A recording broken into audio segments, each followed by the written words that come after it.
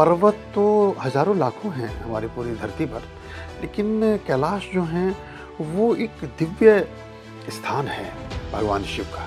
जब वहाँ फूलों की घाटी से आप गुजरते हैं तो वहाँ बैठने की मनाही है, क्योंकि वहाँ इस तरह की औषधियाँ हैं जो औषधि आपको बेहोश भी कर सकती है। ऐसा वहाँ तो वो जो दर्शन है जीवन और मृत्यु का, वो आपको एकदम बदल कर रख देता है। तो मैं तो हर व्यक्ति से कहूँगा उनको जाना चाहिए, और युवाओं को तो जल्दी जाना चाहिए। शिव के शिखाओं से जो जटा से जो जल स्रोत बहा, वो मानसरोवर को टच करता हुआ ही नीचे तक आगे चला गया। पूरी दुनिया की कोई भी फ्लाइट कैलाश के ऊपर से नहीं जाती, जा ही नहीं सकती है, इतना मैग्नेटिक फोर्स है वहाँ। शिव जिसे चाहेंगे, जिसे प्रेरणा देंगे, सिर्फ वही वो इंसान ही कैलाश तक पहुंच सकता है। जैसे हमारे शरीर में आत्मा है, शरीर हमारा हैंडसेट है, आत्मा हमारा सिम है, और उसमें जो करंट आ रहा है वो टावर, वो कैलाश है।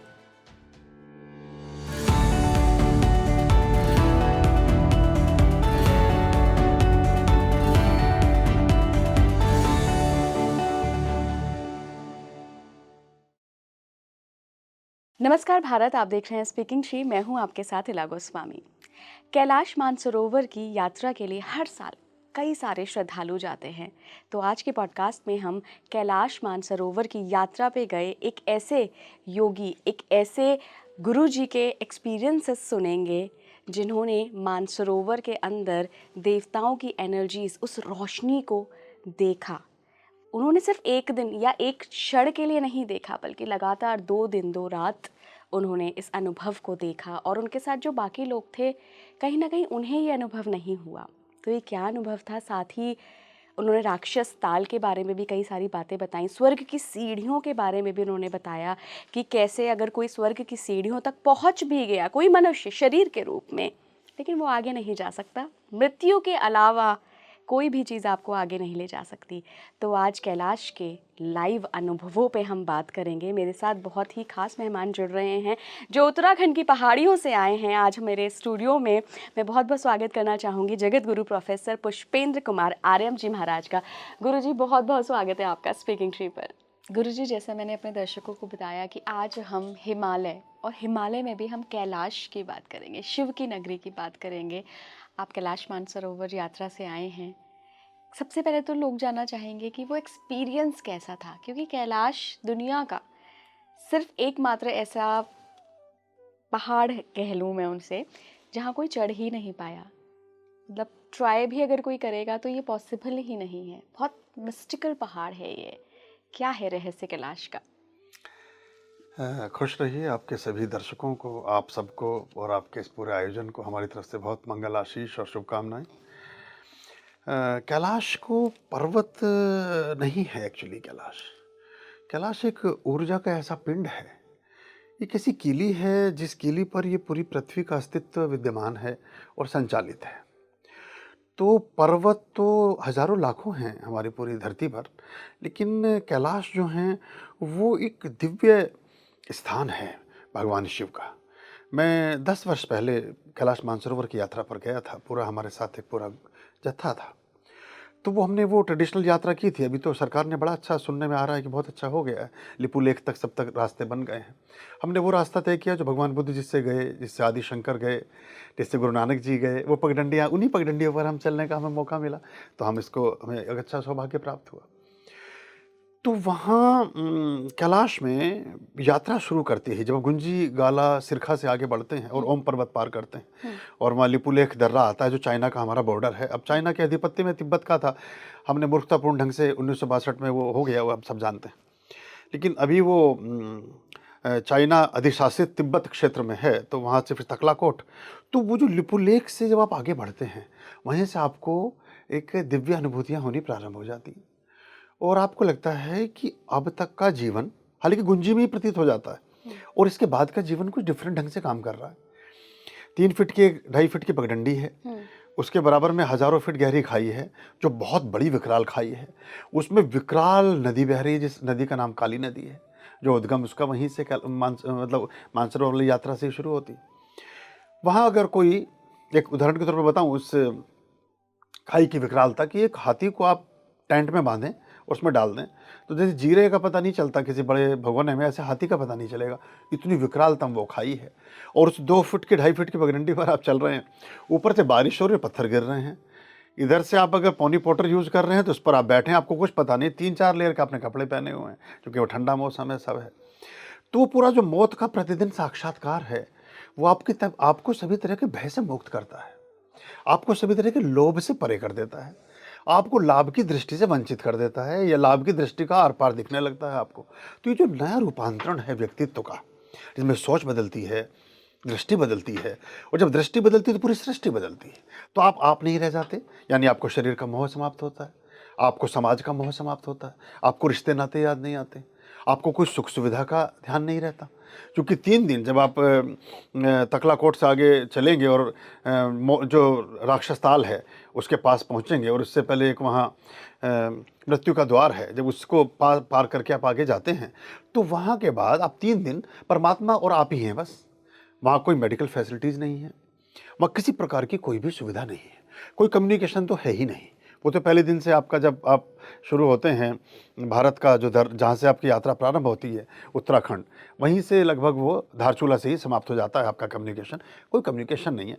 उन 3 दिनों में अगर कोई भी साथी आपके साथ जाने वाला कहीं पर उसको फ्रैक्चर हो जाता है, उसको दृष्टिबाधिता हो जाती है, क्योंकि वहाँ जो यूवी किरणें हैं जो बर्फ़ से टकराती हैं, जब वो हमारी आँखों से लगती हैं तो बहुत बार हमारी आइज़ उसमें डैमेज हो जाती हैं, तो इसलिए वहाँ यूवी ग्लास, अलग तरह के चश्मे पहन के चला जाता है।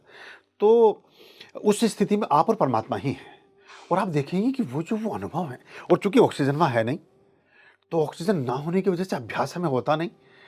तो हम तो कैम्फ़र का इस्तेमाल करने वाले व्यक्ति रहे, हमने हाथों में अपने कैम्फ़र की पोटली बांधी हुई थी, जब ऑक्सीजन कम होती थी उसको सूंघते थे, तो उससे चला जाता है, सामान्य आदमी चल नहीं पाता। तो पहले इसको एक पुनर्जीवन माना जाता था, और ये अभी भी पुनर्जीवन ही है, अगर इसको ट्रेडिशनल वे में आप यात्रा को करते हैं तो। यानी कि आप टेस्टेड ओके होकर के, आईएसआई का ठप्पा एक तरह से आपके ऊपर लग गया परमात्मा का, कि आप ठीक हैं, अब आप वापस जा सकते हैं। फिर परमात्मा के काम के लिए अब आप दुनिया में आपको भेजा जा रहा है। तो वहाँ भय खत्म होता है। आप किसी भी तरह के जल के प्रपात का जो विजुअलाइज कर सकते हैं, उसकी कल्पना कर सकते हैं, वैसा वहाँ आप देखते हो। आप भयंकर से भयंकर दर्रे, नदियाँ, पहाड़, सब कुछ आप वहाँ देखते हैं। जब वहाँ फूलों की घाटी से आप गुजरते हैं, तो वहाँ बैठने की मनाही है, क्योंकि वहाँ इस तरह की औषधियाँ हैं, जो औषधि आपको बेहोश भी कर सकती है। जैसे संजीवनी बूटी, ये सारी बूटियाँ उस हिमालय के दर्रों में ही कहीं न कहीं रखी हुई हैं, छिपी हुई हैं। तो हर फूल को छूने की मनाही है। वहाँ एक घास ऐसी आप छू लेंगे तो आपको बिच्छू बूटी, कि आपको बिल्कुल ऐसा लगेगा बिच्छू ने काट लिया। एक सर्प बूटी, आपको होश ही नहीं आएगा 12 घंटे तक, अगर छू लिया आपने, पौधा है वो, शक्ल भी सांप जैसी है। जब हमने वहाँ हम गए तो हमें लोगों ने बताया, जो हमारे साथ हम भारत सरकार के पैनल में गए थे, तो एक बड़े आईएएस अधिकारी हमारे साथ भी थे, जो एलओ के रूप में थे, लाइजनिंग ऑफिसर। तो वो पूरा उसके तरह हम चले, तो वो पूरी दुनिया में डिफरेंट है। और वहाँ की जो अनुभूतियाँ, और रोज़ हम 8-10 किलोमीटर से 30 किलोमीटर तक पैदल चलते थे, और पैदल भी ऐसा समझिए जैसे कोई ट्रक भर के पत्थरों का कहीं डाल दिया जाए, और उन पत्थरों पर चढ़कर आपने चलना है, और हर पत्थर आपके पैर के नीचे से निकल भी रहा है। तो गुंजी तक जाते जाते ऐसा लगता है कि हम मर गए। और जैसी ही अनुभूति होती है चिन्मय से मृण्मय की, वहीं से आपका एक नया जन्म होता है। और आप जब उस अपने ममत्व से, स्वत्व से परे चले जाते हैं, तो वो जो आत्मदर्शन है, वो जो रिइंकार्नेशन है, वो जो ट्रांसफॉर्मेशन है, वो आपको एक नया मनुष्य के रूप में स्टैब्लिश करता है। मैंने अंतिम बात की गुंजी से, और डेथ सर्टिफिकेट पे पहले साइन करना ही होता है, जो भारत सरकार का एक तरीका है। तो वहाँ से मैंने बात की, शायद बात नहीं हो पाएगी, क्योंकि जब यात्रा में मुझे लगा कि पता नहीं वापस पहुँचेंगे कि नहीं, तो ऐसा वहाँ, तो वो जो दर्शन है जीवन और मृत्यु का, वो आपको एकदम बदल कर रख देता है। तो मैं तो हर व्यक्ति से कहूँगा कि उनको जाना चाहिए, और युवाओं को तो जल्दी जाना चाहिए। आपको दिल्ली से देहरादून जाना है, आप दिल्ली से देहरादून चलें तो अपनी तैयारी से चलेंगे तो आपको यात्रा में कोई कष्ट नहीं होगा, और जितनी जल्दी दिल्ली से देहरादून देख लेंगे, जीवन भर दिल्ली देहरादून की यात्रा का आनंद लेते रहेंगे, उसके अनुभवों का, उसकी चीज़ों का, उसके डूज का, डोंट्स का, अच्छाई का, बुराई का, जो भी कुछ है। तो अगर हम यूथ में, युवा अवस्था में परमार्थ का काम करते हैं, ईश्वर से संबंधित संधानों को साधते हैं, तो जीवन पर्यंत उसका लाभ ले पाते हैं। जब भी विवाह होगा कल को, बच्चे होंगे कल को बिजनेस करेंगे हम, कल को हम नौकरी करेंगे, कल को हम कोई दुकान खोलें, हर जगह वो दर्प जो है शुचिता का, श्रेष्ठता का, एक भव्यता का, दिव्यता का, एक निष्प्रहता का, कि किसी आप हैं तो बीच बाजार में लेकिन आप सबसे मुक्त हैं, तो उसमें गरिमा आएगी। अब मुरझाए हुए फूल परमात्मा पर नहीं चढ़ते। अब अपने जीवन भर तो जो कुछ करना था किया। अब 65 साल की 70 साल की उम्र में जाके आदमी सोचे कि अब मैं कुछ कर लूं, अब तो भाई करेगा भी क्या इसका उपयोग तो कुछ कर ना पाएगा। तो ये युवाओं के लिए बना है, हर युवा को कैलाश जाना चाहिए। तो वहाँ की जो बात है, हम रुके, जिस कक्ष में मैं रोका गया उस कक्ष के सामने, ये आपके विषय को के लिए एक नई बात होगी, उसके सामने शीशे के गिलास लगे थे, शीशे के खिड़कियाँ लगी थी। उन खिड़कियों के सामने झील थी और सामने कैलाश पर्वत था। वहाँ से वहाँ रुके 2 रात। हमने ऐसा पुस्तकों में पढ़ा था कि वहाँ देवी देवता स्नान करने आते हैं। सब आपने भी पढ़ा होगा, हमने मैं भी। ये पूछने ही वाली थी हाँ। गुरुजी आपसे। तो हमने वहाँ अपना रुद्रपीठ स्थापित की। हम चूँकि घी में जम जाता है तो घी, हम अपना सामग्री, हवन कुंड, सब चीज़ें साथ लेकर गए थे। हमने वहाँ बाकायदा यज्ञ किया, सब कुछ किया। तो बादाम के तेल का दिया हमने जगाया, चूँकि शुद्धतम है वो, उसमें किसी प्रकार का अंश नहीं है। गौघृत में भी थोड़ा सा अंश है, पशु गाय के शरीर से आता है, लेकिन अमृत तुल्य है वो, लेकिन वो और वनस्पतिक है। तो हमने वहाँ उसको जगाया और वहाँ रुद्रपीठ की स्थापना करी। तो लगभग हमारे साथ हम 4 लोग उसमें थे। तो लगभग 12 साढ़े 12 बजे ऐसा लगा कि जैसे कोई आकाश से कोई एक लाइट टूट करके और झील में आकर गिरी। एक कोई रोशनी नीचे की तरफ आई। मैंने सोचा कि दृष्टि भ्रम है, या हम इतने दिन से चले आ रहे हैं, शायद जगे हैं, थके हैं, पढ़ रहे हैं, पाठ कर रहे हैं, इसलिए। फिर उसके बाद देखा 4-5 उसमें आई। मुझे लगा कहीं कोई गाड़ी, दिमाग में जैसे हम सोचते हैं, जो हमारे परसेप्शन होता है समाज में, पढ़ते लिखते हैं, बढ़ते हैं। क्योंकि मैं यहाँ प्रोफेसर रहा, मैंने 20 वर्ष पढ़ाया भी है यूनिवर्सिटी में, तो वो एक दिमाग में रहा कि शायद ऐसा कुछ होगा। लेकिन वहाँ फिर दिमाग, अब खुद को ही हम करेक्ट कर रहे हैं। फिर लगा कि इस हिमालय की इस पर्वत श्रृंखला में, इस सुदूरवर्ती हिमालय की इस कोख में, यहाँ कहाँ गाड़ी, हम तो खुद पैदल चल के आए हैं कई सौ किलोमीटर से, ये भी कुछ नहीं है, किसी हेडलाइट का रिफ्लेक्शन नहीं हो सकता। तो तब तक वो आदान प्रदान, लगभग मेरे पास उसके फोटोग्राफ्स और वीडियोज़ हैं। हालांकि मैं अपने 2 कैमरे इस काम में पहले ख़राब कर चुका था। मैंने परमात्मा से क्षमा मांगी। मैं कैनन का 7D Mark II लेकर के गया था, उसी से पहले ख़रीदा था। मैंने कहा बड़ी मुश्किल से ये कई लाख की यूनिट बनाई है, तो ये ख़राब ना हो, मैं इसकी कुछ फ़ोटो लेना चाहता हूँ, लेकिन इसको सोशल मीडिया पर शेयर नहीं करूँगा। ऐसा मैंने एक संकल्प मन में रखा, क्योंकि उससे पहले 3-4 कैमरे में ख़राब कर चुका था। जब भी मैंने ऐसे दृश्यों को करने की कोशिश की, ये आज तक बड़ा रहस्य है। वो व्यू फाइंडर से मैंने देखा, और जैसे ही बटन को पुश किया, वो ऊपर उठा ही नहीं, बटन ऊपर ही नहीं उठा, रील आगे चली ही नहीं, मतलब कैमरा आगे चला ही नहीं, और कोई ठीक ही नहीं कर पाया उसको आज तक। तो ऐसा 2 बार ऐसा हुआ था उससे पहले। तो मैंने वो वहाँ फिर उसकी फोटोग्राफी की। फिर मेरे साथ जो संगी साथी थे, मैं उनको जगाया। उनमें 2, एक अतुल जी थे, वो गुजरात के थे, उनकी पत्नी गायत्री थी, और यामिनी जी थी, ये भी उसके साक्षी हैं, ये हमारे साथ यात्रा में थी। तो वो मैंने देखा कि मुझे कोई दृष्टि भ्रम हो रहा है, ये आप देखिए, ये क्या चीज़, जलप्रपात में क्या क्रीड़ा हो रही है, प्रकाश की क्रीड़ा। जैसे बहुत सारे दिए झील में जाना, और उन दियों का फिर उससे एक आतिशबाजी की तरह उठकर ऊपर आकाश में विलीन हो जाना। तो ये तो रोने लगे। ये वो जो थे हमारा, वो तो एकदम, वो अभी भी हैं, वो हमारे ग्रुप में भी हैं, वो इस अंक को देखेंगे तो बहुत खुश होंगे। तो हमारे इस कक्ष के बाहर भी कुछ लोग बैठे थे, क्योंकि हम 49 लोगों का जत्था था। तो मुझे लगा कि ये कितना सुंदर और अच्छा देख रहे होंगे सारे दृश्य को, जब हम अंदर से इतना देख रहे हैं। वो रात गुजरी, हमें 3-4 बजे बज गए। अपने अपने पाठ की, मैंने जो भी आराध्य हैं, जो भी मानते हैं, उनका स्मरण करो, जो पाठ कर सकते हो कर लो। ये कोई दिव्य चीज़ है, ये कुछ भव्य बात है, ये कोई नया अनुभव है। और हमने अब ये कोई इल्यूजन भी नहीं है, कोई कन्फ्यूजन भी नहीं है, 4 घंटे से ही चल रहा है ये माला जो चल रही है जल में, और वो नीचे जाती है और ऊपर आ जाती। तो मैंने अगले दिन सुबह जो हमारे और साथी थे उनसे पूछा कि कितना अच्छा दृश्य था रात का। तो बोले कौन सा दृश्य? तो मैंने कहा कि आपने, वो बोले हाँ, आपको तो ज़रूर कुछ दिखा होगा। जैसे उन्हें कुछ अचंभा हुआ, मुझे भी अचंभा हुआ। फिर मैंने साथियों को रोका कि अब इनसे अनुभव मत करना, मुझे ऐसा लगता है इनको शायद वो दर्शन नहीं हुआ। वो क्या वजह थी ये मैं समझ नहीं पाया, या तो वो पीठ हमने लगाई थी या कुछ भी था, लेकिन वो दर्शन हर आदमी को भी नहीं होता है। उसके बाद मुझे लेकिन उन चारों लोगों ने, फिर अगले दिन उन्होंने एक साथी और बुला लिया उसमें, जिग्नेश करके, वो अभी भी है गुजरात में, वो भी हमारे साथ आ गए। उन्हें धीरे, मैंने कहा ज़्यादा लोगों से मत बोलो, इन्हें लगेगा कि शायद पता नहीं हम कैसी बातें कर रहे हैं, इल्यूजन कन्फ्यूजन की बात है, इनको तो नहीं दिखा है, हमें दिखा है, तो कुछ फ़र्क तो है। तो वो बात मैंने कहा और मैं बताओ, लेकिन अपना अनुभव। अगले दिन फिर हम बैठे, अब तुम पहले बैठ गए, वो एक व्यक्ति और आ गया, हम सब ने फिर वो नज़ारा देखा। फिर से आपने फिर से सेम? सेम सेम रात भर आतिशबाजी होती रही। वो बड़ी दिव्य अनुभव था। उसको मैं ये शब्दों का प्रयोग ज़रूर कर रहा हूँ, लेकिन अगर आप उसे देख लें तो आपके रोंगटे खड़े हो नहीं जाएँगे, खड़े ही रहेंगे। मतलब आप एकदम अजीब विस्मय में, अजीब स्तंभन में, अजीब तरह की स्थिति उसको देख कर के होती है। चूँकि हर रोशनी भी अलग है, कोई ब्लू है, कोई रेडिश है, कोई येलोइश है, कोई एकदम ब्राइट है, कोई क्रिस्टल जैसी है। तो गुरुजी क्या हो रहा था वहाँ पे? क्या देवी-देवता स्नान करने ब आ रहे थे इसको और मेरे वो ख्याल स्नान से करके यही ऊपर चले शायद जा रहे यही थे? इसको हम समझ सकते हैं, क्योंकि शास्त्रों में इसी का उल्लेख आता है और फिर जब हमने उसको ध्यान से देखा तो मुझे वही लगा कि वो जो है एक श्लोक आता है कि यज्जाग्रतो दूरमुदेति देवं तदु सप्तस्य तथैवैति दूरंगम ज्योतिषाम ज्योतिरेकम तन्मे मनः शिव संकल्पमस्तु। तो ये वो सारी ज्योतियाँ वो फिर से शिव संकल्पमस्तु हो रही हैं, शिव के साथ एकाकार हो रही हैं और वो पवित्रता और दिव्यता की ओर जा रही हैं। तो ये बड़ा अद्भुत अनुभव था। उसके फोटोग्राफ्स मेरे पास रखे हैं निजी उसमें। कभी कोई ऐसी बात होगी तो हम देखेंगे अगर वो कोई, लेकिन वो एक अद्भुत अनुभव था। और इतना ही नहीं, जब हम उस स्नान के लिए गए तो वहां जब नीचे झांक कर देखा तो ऐसा लगा जैसे नीचे एक शहर बसा हुआ है। अब आप और चौंक जाएंगे, ये मैं भी चौंका। क्या आप मानसरोवर की बात कर मैं रहे हैं? मानसरोवर की बात कर रहा हूँ। मानसरोवर झील में वहां ठंडा चिल्ड वाटर पानी, तब तो हम नहा लिया करते थे। अब तो पता चला मुझे कि अब तो उन्होंने मना कर दिया कि एक बाल्टी पानी ले जा करके अपने कमरे में नहा लीजिए। अभी 2-3 साल पहले ऐसा कुछ चाइना ने प्रतिबंध लगाया था, क्या किया था, लेकिन तब तक ऐसा नहीं था। हमने झील में स्नान किया तो हम जब नीचे डुबकी मारी, डुबकी मार के जो नीचे देखा तो उसके नीचे एक शहर है।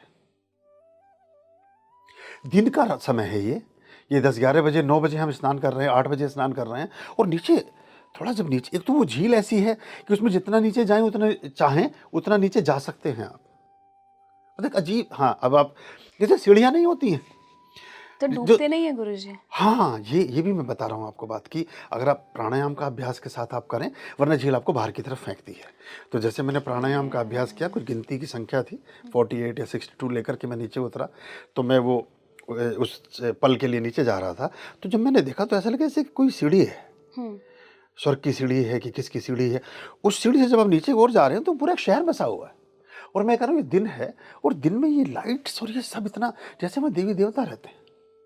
आपने और नीचे जाने की कोशिश नहीं की? मैं फिर मेरे सांस ने मुझे अलाउ नहीं किया तो मैं फिर वापस आ गया बाहर। तो लेकिन मैंने वो दृश्य देखा और वो मुझे बड़ा एक अचंभित किया उसने, और वो मुझे लगा कि ये चीज़ एक देखने जैसी है। और फिर ये भी पता चला कि जो ये हरिद्वार में और गौमुख में गंगा आती है, उसका जो मूल उद्गम है वो जो स्फटिक की एक अजरस श्रावणी प्याली है, वो मानसरोवर से उसका कुछ कनेक्शन है। वो झील भर नहीं है, वो कहीं एक ऐसा स्रोत भी है जो गंगा को पास ऑन दे रहा है। क्या तो कहीं, अंडरग्राउंड? हाँ, तो ऐसा तो नहीं है कि जो कैलाश में भगवान शिव के शिखाओं से जो जटा से जो जल स्रोत बहा, वो मानसरोवर को टच करता हुआ ये नीचे तक आगे चला गया। क्योंकि वहाँ किसी ने बताया कि कोई आचार्य थे 20-30 साल पहले गए, उनके अंगूठी खो गई। उस अंगूठी पर उनके गुरु का नाम लिखा था, सोने की अंगूठी पर नाम लिखा था। अब अंगूठी खो के बड़े संतापी मन से वो आए। चूंकि उनके शिष्य वगैरह भी काफ़ी थे, 3-4 साल बाद वही अंगूठी एक व्यक्ति दुकान पर किसी को बेचने गया। वो उनका शिष्य था उन गुरु का जिनकी अंगूठी खोई थी। उन्होंने कहा ये अंगूठी तो मेरे गुरु की, उस पर उनका नाम लिखा है, तुम्हें कहाँ से मिली? उसने कहा मैं तो मछुआरा हूँ और मुझे हरिद्वार से आगे की तरफ जो गंगा का एक स्रोता है वहाँ मैंने मछली पालन किया हुआ ऋषिकेश के बीच में, मेरी तो मछली के पेट से निकली है।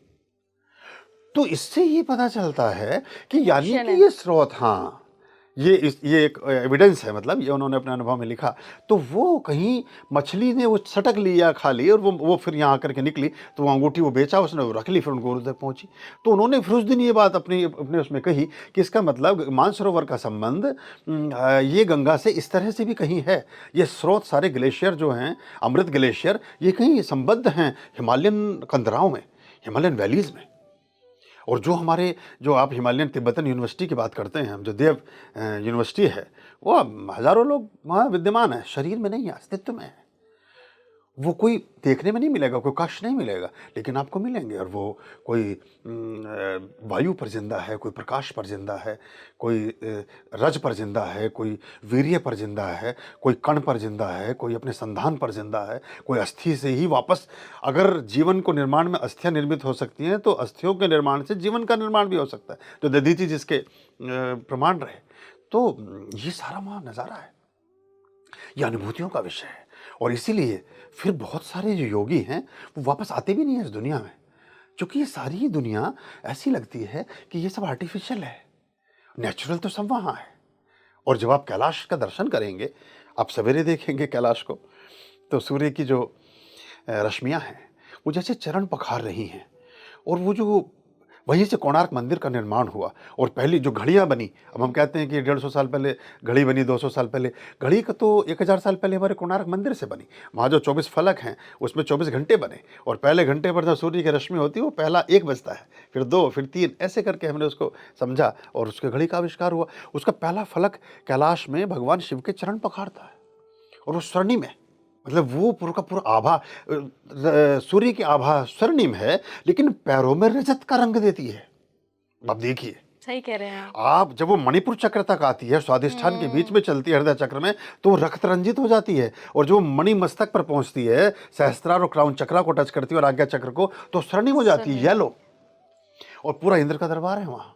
हर आदमी को एक ऐसा लगता है जैसे हम कोई दिग्भ्रमित हो रहे हैं हम, क्योंकि वहाँ अलग तरह का एक एटमॉस्फेयर है, लेकिन वो सारा सत्य है, क्योंकि वो सारा हमने फोटोग्राफी में भी रिकॉर्ड किया।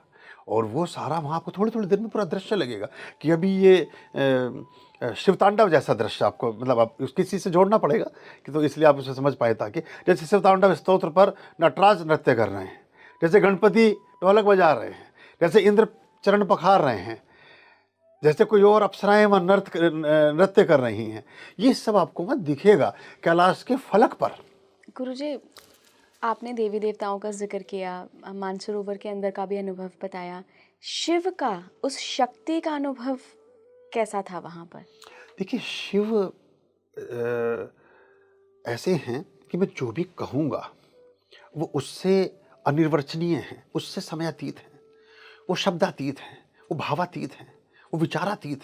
हम जैसे ही कुछ बोलेंगे वो उससे फिर आगे निकल जाएंगे, कुछ फिर छूट जाएगा। लेकिन एक ऐसा ज़रूर, जैसे वहाँ हम एक इनर सर्कल है, एक तो हम बाहर की परिक्रमा करते हैं, जो हम लिपुलेख दर्रे से जब राक्षस ताल से होते हुए आगे जाते हैं और डोलमा पास से कवर करते हैं। डोलमा पास मृत्यु की घाटी है, जहाँ अगर किसी की मृत्यु हो जाए तो वहीं छोड़ दिया जाता है, उसको डाल दिया जाता है, वापस लेकर नहीं आते डेड बॉडी। और वहाँ कुत्ते हमें मिले, वो मुझे बड़ा अचंभा हुआ। वहाँ मुझे कौवा मिला, कौवा, और बहुत बड़े आकार का मिला। मतलब मैं देख के चौंका कि ये मुर्गा है कि ये मोर है, कि वो गौर से देखा तो बिल्कुल जेट ब्लैक, और वो कौवे वहाँ हैं। अब जो हमारे ये पितरों के साथ संबंध जुड़े कौवे का, पितरों के साथ संबंध जुड़ा कुत्ते का, या भगवान भैरव जो दिग्पाल हैं, जो पूरे उसकी रक्षा कर रहे हैं, उनका जो वाहन बना कुत्ता, उसके प्रतीक वहाँ साक्षात है। और सोचिए, इतने हाई एल्टीट्यूड पे इतनी बर्फ जिंदा में रहना मुश्किल कैसे है, जिंदा ऑक्सीजन ही नहीं है वहाँ। हम्म, हम 3 दिन हमने कैसे बैठकर काटे हम जानते हैं। ऊपर से बारिश हो रही है हमारी उसमें झोपड़ी में जिसमें हम रुके हैं, और नीचे भी पानी भरा हुआ है, और जिस उस बेड पर बैठे हैं सारा भीगा हुआ है, और हम थके हुए हैं, 30 किलोमीटर चल के आए हैं। और भोजन के नाम पर हमने एक आलू का छोटा सा घोला हमारे साथ जो टीम की उन्होंने बनाया, और एक चावल मोटा वो हमने थोड़ा सा खाया है। हमें ठंड भी लग रही है, हमें पेन भी हो रहा है, हमें थकान भी हो रही है, हमें सब कुछ हो रहा है, लेकिन जैसे हम 5 मिनट बैठते हैं हम फिर से फ्रेश हो जाते हैं। यही तो ऊर्जाएं शिव अलग है, हैं। यही शिव है। तन में मनहा शिव संकल्पमस्तु। तो वो ऋग्वेद में श्लोक आता है कि स वास्तव विदम सर्वम यत् किंचम जगत्याम जगत। परमात्मा इस जग के कण कण में विद्यमान है, लेकिन वहाँ तो कण क्या, वहाँ तो हर अस्तित्व में विद्यमान है। तो ये एक अद्भुत अनुभव है। और वहाँ ये तो बाहरी परिक्रमा हुई, एक इनर परिक्रमा है जिसको हम प्रक्षालन बोलते हैं, या जो इंद्र चरण स्पर्श बोलते हैं उसको। तो चरण स्पर्श तक नहीं जाना चाहिए किसी को भी, सरकार ने मनाही की हुई है, उससे पर जाने नहीं देती है।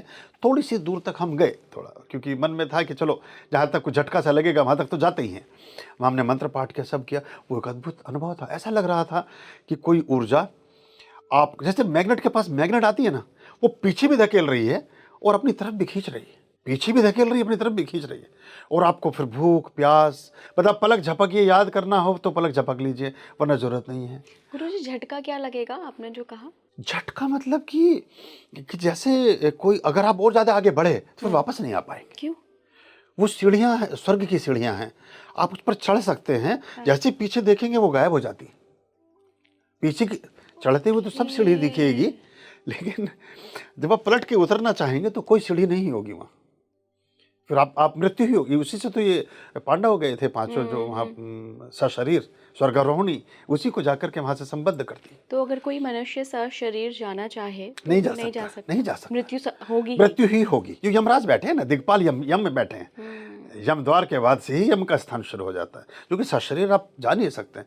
रूस में ये बात उठी, अब उन्होंने 84 के आसपास से सोचा कि नहीं, परमात्मा नहीं है, पदार्थ है, पदार्थ ही सब कुछ है। एक वहाँ छोटा सा एक हेलीकॉप्टर कि हम इसके ऊपर से गुजारते हैं, वहीं टूटा पड़ा है और लिख रखा कि नहीं, परमात्मा भी है, प्रदात्री नहीं, परमात्मा भी है, इधर से नहीं जाना है। पूरी दुनिया की कोई भी फ्लाइट कैलाश के ऊपर से नहीं जाती है, जा ही नहीं सकती है, इतना मैग्नेटिक फोर्स है वहाँ।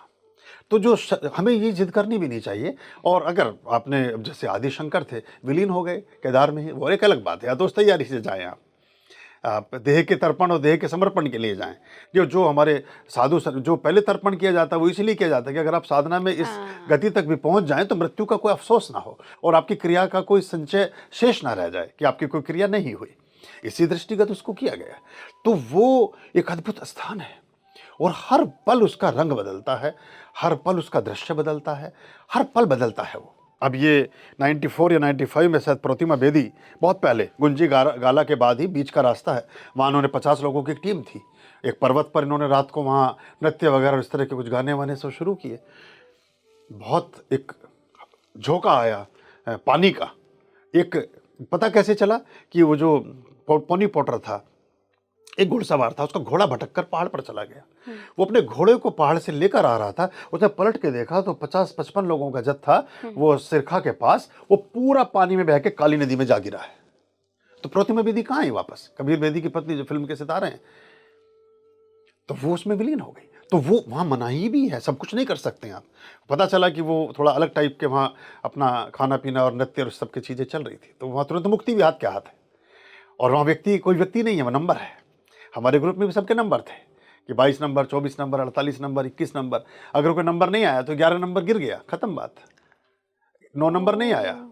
पता ऐसे कई जत्थों में पहले तो आधे यात्री ही वापस आते थे। हमसे पहले एक जत्थे में किसी की डेथ हुई, तो उन्होंने, वो एक लेडी थी, वो का एज थे, उनकी पत्नी थी, तो वो उन्होंने उसको रेस्क्यू किया डेड बॉडी को हेलीकॉप्टर से। उन्होंने तो जेसीबी में लगाया, चाइना ने उधर डाल दिया बॉर्डर की तरफ कि आप ले जाइए उठा के, वरना तो हम जानवरों के लिए डाल देंगे। उनका ये खुला वहाँ सिस्टम है, इसलिए वो डेथ सर्टिफिकेट पे साइन कराते हैं। कोई लाइबिलिटी नहीं है आपकी कि आपको वापस आपकी डेड बॉडी मिलेगी कि नहीं। तो वो वहाँ ऐसा भी है कि वहाँ सब कुछ नहीं कर सकते आप, और सब कोई वहाँ जा भी नहीं सकते। पर मैंने ऐसे देखा कि 22 साल के लड़के थके हुए हैं और 65 साल के जो युवा हैं वो पूरे उत्साह से यात्रा को कर रहे हैं। ये डिफरेंट एनर्जी आपको वो सब कराती है। तो आपको लगता है गुरुजी कि शिव जिसे चाहेंगे, जिसे प्रेरणा देंगे, सिर्फ वही वो इंसान ही कैलाश तक पहुंच सकता है? हाँ, पर ये टेस्टिंग करने में क्या बुराई है कि शिव हमें चाहते हैं कि नहीं? हो सकता है चाह ही लें। शिव तो सबको शिव तो चाहते सभी हैं को गुरुजी। चाहते हैं उनका हाँ, तो वो ऐसा हो नहीं सकता। तो हमें सबको कोशिश करनी चाहिए, और कोशिश करें तो सब संभव है। ऐसा नहीं है कि ये असंभव हो। और एक वो यात्रा ऐसी है जो आपको बहुत सारी चीज़ों से मुक्त करती है, हर व्यक्ति को करनी चाहिए। बिल्कुल बिल्कुल गुरुजी। गुरुजी, एक बहुत बड़ा सवाल यहाँ पे ये उठता है, जैसे आपने अपने सारे अनुभव बताए, क्योंकि आप खुद एक सिद्ध पुरुष हैं, एक सिद्ध योगी हैं, तो आपको उन अनुभवों का पता है, आप डिकोड करना जानते हैं कि ये अनुभव क्या है, ये अनुभव क्या है। पर हम में से ना जो आम मनुष्य है, जिसका इतना योग तप और बल है ही नहीं, कई बार उनके साथ ना कई मिस्टिक एक्सपीरियंसेस होते हैं, कई डिवाइन एक्सपीरियंसेस होते हैं, लेकिन हम क्या करते हैं, ये तो यार इल्यूजन हो रहा है, ये तो ऐसा लग रहा है मैं बहुत थक गया हूँ, थक गई हूँ, तो मुझे कुछ कुछ दिख रहा है। हम फ़र्क कैसे करें गुरुजी कि अगर हम ऐसी यात्राओं पे जा रहे हैं, मान लीजिए हम केदारनाथ ही जा रहे हैं, अगर हमें कोई ऐसा अनुभव हुआ तो मैं कैसे डिफ्रेंशिएट करूं कि ये दिव्य अनुभव है या ये सिर्फ मैं चूंकि उस यात्रा पे हूं, तो कहीं ऐसा तो नहीं कि मेरे दिमाग की उपज हो? जैसे हमारा स्वप्न सिद्धांत काम करता है, स्वप्न सिद्धांत जेड से ए तक काम करता है, ऐसी हमारी जो पूरी की पूरी तैयारी विद्या सिस्टम की है, हमारी मेमोरी पार जैसे इंक्रीज की जाती है, जैसे हमारा पठन पाठन होता है, उसको इस साथ हम एक लॉजिक्स के साथ चलते हैं, और वो ए से जेड तक होता है। लेकिन जितनी दिव्य अनुभूतियाँ हैं, जितनी पैरा नॉर्मल एक्टिविटीज़ हैं, और अद्भुत और दिव्य अनुभूतियाँ हैं, वो उल्टी होती हैं। इसलिए वो हमें विस्मित करती हैं या हमें वो आश्चर्यजनक अवस्था में लेकर चली जाती हैं। हम विश्वास ही नहीं कर पाते कि ये ऐसा हो भी सकता है कि नहीं। और जो हमारा परसेप्शन बना बनाया है, जो हमारे पास अपना एक ज्ञान का कोश है, उससे उसको तुलना करते रहते हैं, क्योंकि हमारे पास उसका अनुभव तो है नहीं। जब जैसे किसी ने, जैसे आपने सफ़ेद रंग की भैंस नहीं देखी, होती ही नहीं है, तो हम उसे कल्पना नहीं कर पाएंगे, क्योंकि हमारे दृश्य में नहीं है वो। बिल्कुल। स्वप्न में हम एलियंस नहीं देख सकते, क्योंकि हमने कभी देखे नहीं हैं। हम उस जानवर को भी नहीं देख सकते जो हमने कभी देखा नहीं है। तो जो स्मृति बोध के हमारे वर्तुल हैं और हमारे गहरे कोश हैं, उसमें हम उसी चीज़ से कोरिलेट कर सकते हैं जो हमारे अनुभव का हिस्सा हो या हमारी शिक्षा का हिस्सा हो। ये ना अनुभव का हिस्सा है, ना शिक्षा का हिस्सा है। जब ये शिक्षा का हिस्सा है ही नहीं, तो हम उस पर विश्वास नहीं आएगा। आपको वो बातें सारी कपोल कल्पित से लगेंगी सभी को। जैसे मैंने बताया कि हमें भी कैलाश में शुरू में ऐसा ही लगा थोड़ी देर तक कि कुछ इल्यूजन है, चूंकि ये असंभव चीज़ थी और पहला दर्शन था इस चीज़ का। तो वो धीरे धीरे फिर लगता नहीं, ये तो कुछ गड़बड़ है, ये तो कुछ नया है, ये तो कुछ अद्भुत है। तो वो आता है रियलाइजेशन से, सेल्फ रियलाइजेशन से। तो जब आप अपने आप को सरेंडर करते हैं और मानते हैं कि अस्तित्व के लिए मैंने स्वयं को समर्पित किया, अब अस्तित्व जैसा मुझे दिखाना चाहता है दिखाए और जो मैं देखना चाहता हूँ वो मैं देखूँ। तो जो जैसा आपने कहा कि हम उससे कोरिलेट नहीं कर पाते या उससे जोड़ नहीं पाते, इसलिए नहीं जोड़ पाते कि हम कभी जुड़े ही नहीं। 3 अंधों को किसी ने खीर के निमंत्रण पर बुलाया। उन्होंने कहा कि हम हमारे यहीं खीर दे जाओ, हम क्या करेंगे आकर के। बोले नहीं, आप हमारे हमने वहाँ भंडारा लगाया, हम वहाँ पहुँचे। तो अंधे पहुँचे, अब अंधे वहाँ पहुँच गए, उन्होंने भोजन किया। जो नहीं गए थे, उन्होंने जब वो वापस लौट कर आए तो उनसे पूछा कि खीर कैसी होती है, हमने कभी खीर खाई नहीं। तो कहते खीर, एक बोलता उनमें से, खीर ना सफ़ेद रंग की होती है। तो बोला हम तो अंधे हैं, हमें रंग का क्या पता, तो सफ़ेद का कैसे पता लगा पाएंगे। तो वो कहते हैं नहीं ऐसा ना, उसकी जो गर्दन है उसकी बड़ी लंबी, जो जैसे सफ़ेद मतलब जैसे हंस होता है और हर हंस की गर्दन होती है लंबी, ऐसा करके। तो वो बोले गर्दन भी हम कैसे देखेंगे। बोले तुम मेरे हाथ के पास हाथ लगाओ तो ऐसा समझना जैसे ये हंस की गर्दन है और उसका रंग जो है सफ़ेद है। जो हंस का रंग सफ़ेद होता है जिसमें कोई रंग नहीं होता। तो वो हाथ फिर आता है, जो अंधा वहाँ नहीं गया वो कहता अच्छा खीर मतलब मुड़े हुए हाथ जैसी होती है। तो जो व्याख्या है वो कभी समीचीन और बिल्कुल ठीक नहीं हो सकती। उस व्याख्या में हमारी अनुभूतियाँ, हमारे अनुभव, हमारे परसेप्शंस, हमारी अपब्रिंगिंग, हमारी परवरिश, कैसे हम पले बड़े, किन चीज़ों को कैसे देखा, ये सारा रोल चलता है इसके साथ साथ। और हम समग्रता में और टोटलिटी में हमारे व्यक्तित्व का, जीवन का निर्माण होता है। भिक्षु नागसेन को सम्राट मिलिंद ने निमंत्रण भेजा कि आप आइए मेरे यहाँ, मैं आपके सम्मान में एक भोज रखना चाहता हूँ। जो निमंत्रण देने गया था एक राज दरबारी, वो भिक्षु नागसेन के पास पहुंचा। भिक्षु नागसेन खेत में काम कर रहा है। उसने कहा कि आपको निमंत्रण दिया है राज दरबार ने और आपको राजा मिलिंद ने बुलाया है, आप आएँ। वो कहता है कि मैं आऊँगा जरूर, लेकिन भिक्षु नागसेन जैसा कोई है नहीं। तो कहते लेकिन हमें तो बताया कि आप ही हैं। बोले हाँ, कहते तो मुझे ही हैं, लेकिन भिक्षु नागसेन जैसा कोई है नहीं। जाकर के उसने सम्राट मिलिंद से कहा कि भिक्षु नागसेन से मैं मिला, उन्हें निमंत्रण भी दिया, उसने स्वीकार भी किया। वो कहते पर भिक्षु नागसेन जैसा कोई है नहीं। उनके लिए रथ भेजा गया, रथ पर बैठकर भिक्षु नागसेन मिलिंद के दरबार में पहुंचे। तो उन्होंने कहा कि भिक्षु नागसेन मैं आपका स्वागत करता हूँ। सम्राट मिलिंद द्वार पर खड़े हैं। उन्होंने कहा मैं स्वागत स्वीकार करता हूँ, लेकिन भिक्षु नागसेन जैसा कोई है नहीं। तो कहते ये क्या आप पहली बुझा रहे हैं, आप आ भी गए हैं, पहुंच भी गए हैं और आप कहते हैं भिक्षु नागसेन जैसा कोई है नहीं। बोला ये देखते हैं, ये रथ है जिस पर मैं आया। बोले हाँ। बोले इस रथ में से घोड़े अलग कर दिए जाएं। घोड़े अलग हो गए। उन्होंने कहा ये रथ है। बोले नहीं, ये बग्घी है। बोले बग्घी की जो बाम है आगे की, बम जिस पर वो घोड़ों के वो होते, बोले इनको अलग कर दिए जाए, वो अलग हो गए। बोले क्या ये रथ है। बोले नहीं, अब ये रथ नहीं है, सिर्फ चक्के हैं। बोले चक्के अलग कर दिए जाए। फिर चक्के अलग हो गए। बोले ये रथ है। बोले नहीं, ये सिर्फ बैठने का स्थान है। एक एक अंग रथ का निकलता चला गया और हर अंग पर कहना पड़ा सम्राट मिलिंद को कि ये भी रथ नहीं, ये भी रथ नहीं, ये भी रथ नहीं, ये भी रथ नहीं। और पीछे रथ बचा भी नहीं था कहीं।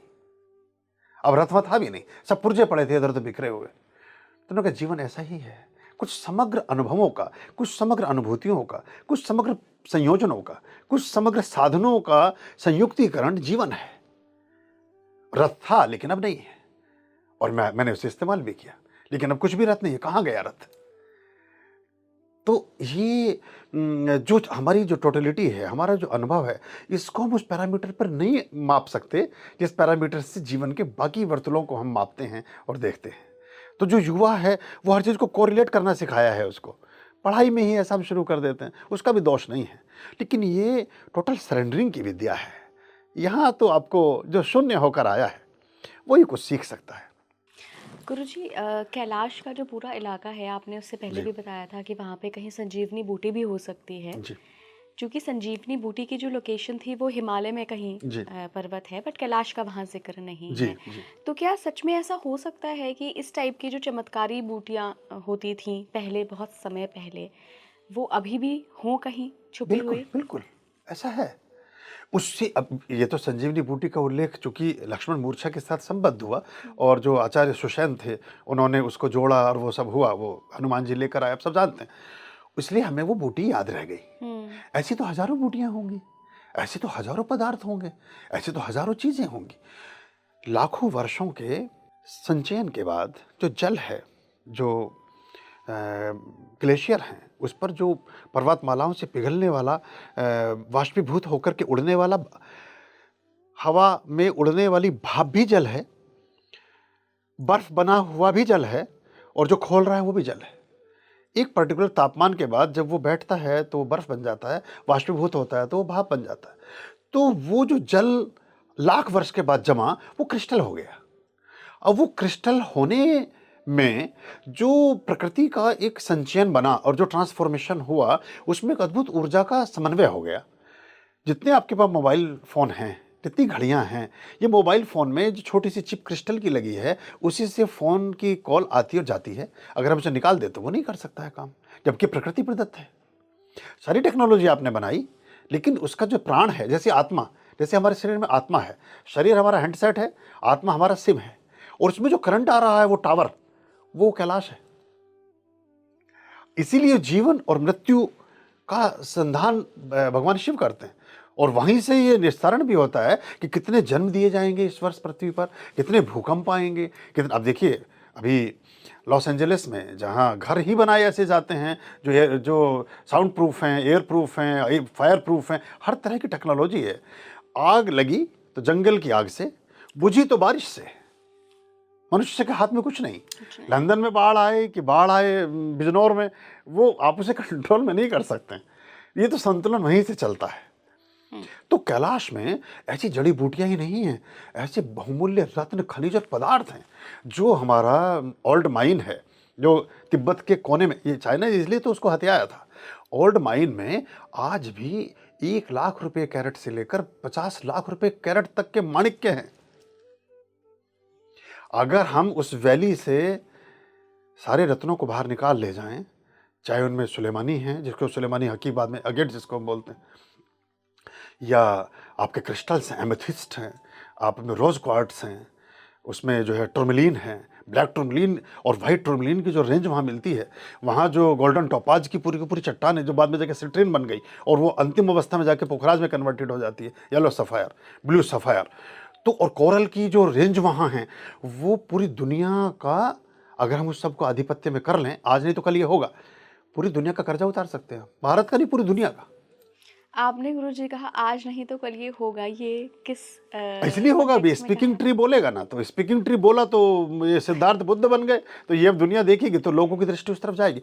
चाइना को इसी बात का पता था कि यहाँ एक तो ये जो हमारी भारतीय कैलाश, हमारे भारत के आस्था के केंद्र, और दूसरा वो जो वैली है, ये सारी लड़ाइयाँ उसकी, अभी देखिए जो अमेरिका सारा आधिपत्य कर रहा है, वो जो यूक्रेन में जो ओल्ड माइंस हैं, स्टोन्स की लड़ाई है, या अभी जो बाकी जगह के लिए उन्होंने अभी एक प्रतिबंध लगाने शुरू किए हैं, वो इसलिए लगाने शुरू किए हैं कि वहाँ से उन चीज़ों को निकाला जा सके, किया जा सके। मेडागास्कर एक देश है छोटा सा, वहाँ आपको जो नीलम यहाँ 5 लाख रुपए का है, वहाँ 500 रुपये में आपको लोग बेचते हुए मिलेंगे। आप ऐसे बिखरा पड़ा है सब तरफ और उन्हें पता भी नहीं कि क्या चीज़ है ये, क्योंकि कुदरत की संपदा है। ये कोयला ही 1000 वर्ष की संश्लेषण की प्रक्रिया के बाद हीरा बनता है।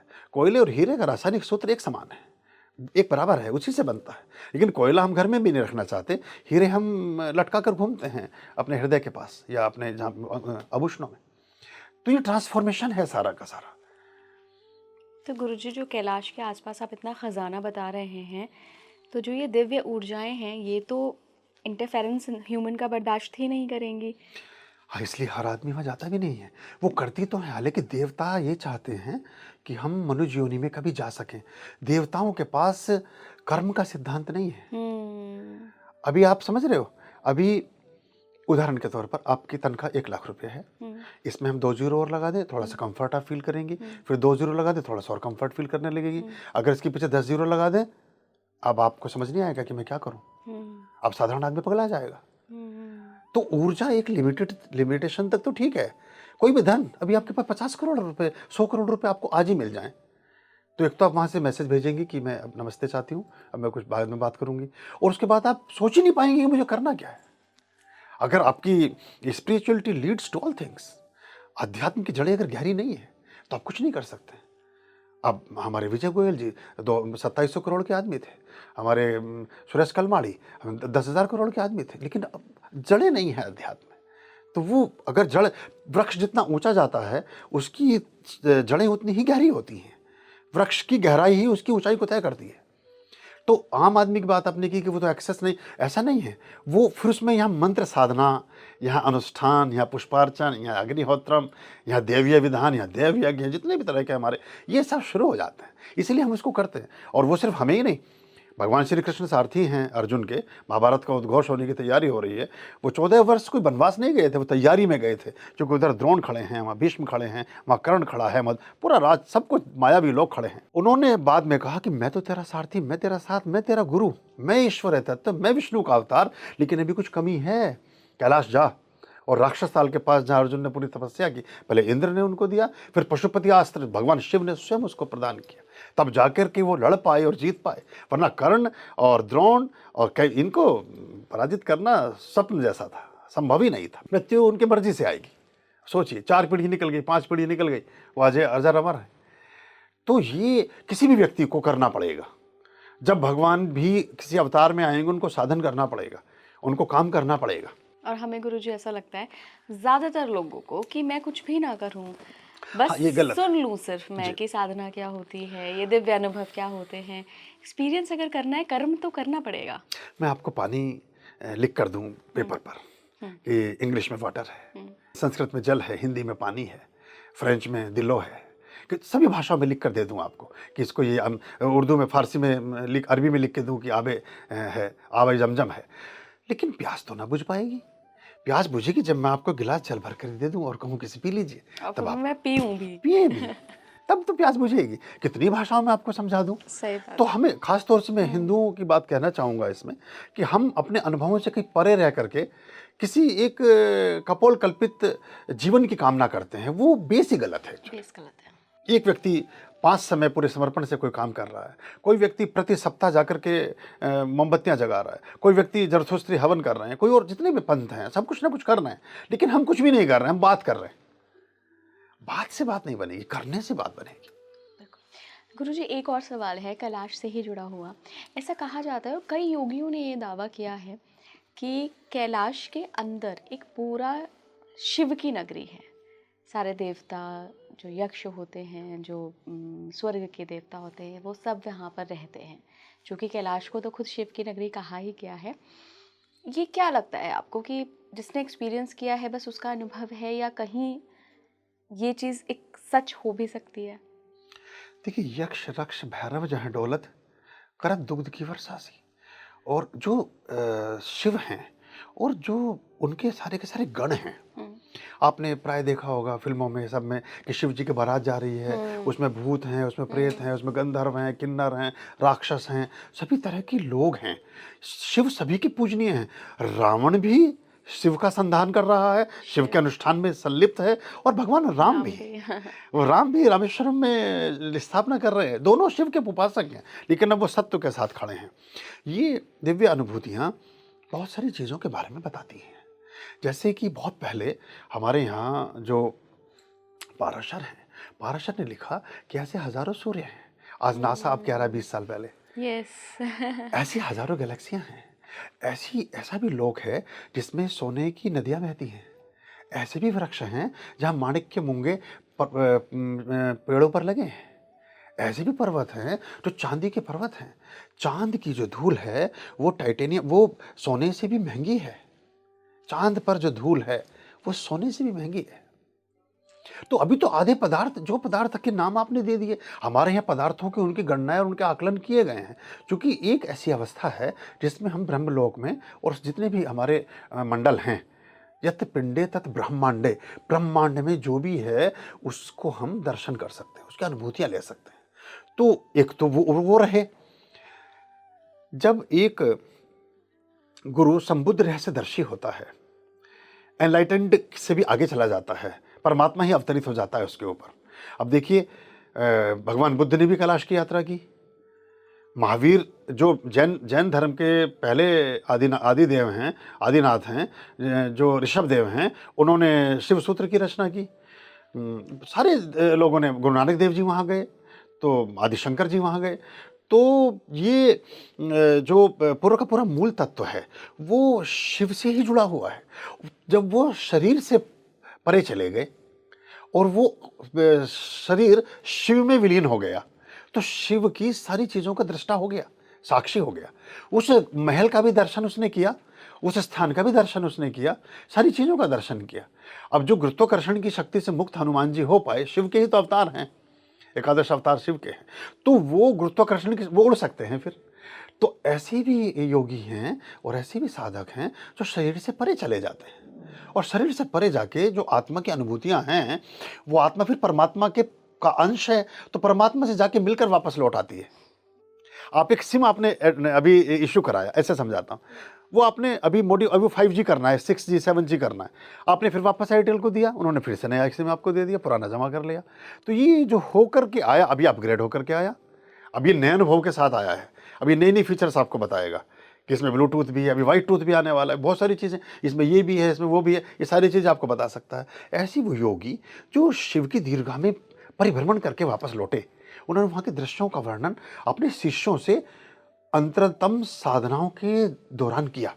जैसे हमारे पास एक दिनमान है, उसमें चंद्रयान जब पहुंचा, अब सबसे पहले ईश्वर ने ऐसी कुछ वो दी, हमने उसके 2 महीने पहले भविष्यवाणी की थी और हमारे चैनल पर पड़ी है, 2 महीने पहले ही पड़ी है, उसे अब आगे पीछे भी नहीं कर सकते, यूट्यूब पर पड़ी।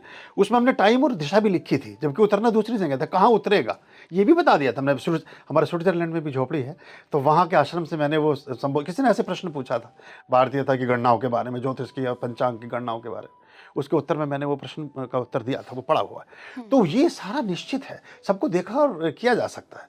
तो वो चीज़ें, वो मैंने उसको उतरते हुए देखा था। जैसे एक तो अनुभव वो हैं जो हमारे जीवन में हुए। आप पीलीभीत में आपका जन्म हुआ, वहाँ आपने शिक्षा ली, वहाँ से आप चली, आपने ये बाज़ार देखे, आपने वो शहर देखे, आपने वो अनुभव किए, वो फल खाए, वो भोजन किया, वो माता पिता, वो सब आपके अनुभव का हिस्सा है। लेकिन अभी जितनी अवस्था आपकी है, इससे क्या 10 साल पहले का भी देख सकते हो क्या आप? 5 साल बाद का भी देख सकते हो क्या आप? आप 50 साल बाद का भी देख सकते हो क्या आप? आप क्या 5000 साल बाद का भी देख सकते हो क्या? कि 5000 साल बाद आप कैलिफ़ोर्निया में कौन से घर में कहाँ बैठ कर के क्या कर रहे हैं? ये सब देखा जा सकता है। जैसे पीछे देखा जा सकता है, ऐसे ही आगे भी देखा जा सकता है। गुरुजी, ऐसा भी कहा जाता है कि जो हमारे पुरानी रचनाएं हैं, जो कालिदास की रचनाएं हैं, ये कहीं ना कहीं कैलाश से प्रेरित हैं। तो क्या कालिदास कभी कैलाश गए हैं, या उन्होंने कभी आउट ऑफ बॉडी एक्सपीरियंस करके अपने ध्यान की शक्ति से कभी कैलाश के दर्शन किए हैं और फिर प्रेरणा मिली उन्हें अभिज्ञान शाकुंतलम की? हाँ, ये बिल्कुल आपका प्रश्न बहुत अच्छा है और ये ऐसा हो सकता है। क्योंकि जो फाटा, जो केदारनाथ से पहले एक जगह है जहाँ से हेलीकॉप्टर उड़ता है, वहीं पर एक स्थान है कालछिला, और वो सरस्वती का उद्गम है वहाँ। और ये काली मठ एक स्थान है जहाँ उनकी कालिदास की पूरी साधना का वृतांत मिलता है, और वहाँ देवी का बड़ा एक मंदिर है, तो उनका बड़ा गहरा संबंध रहा है।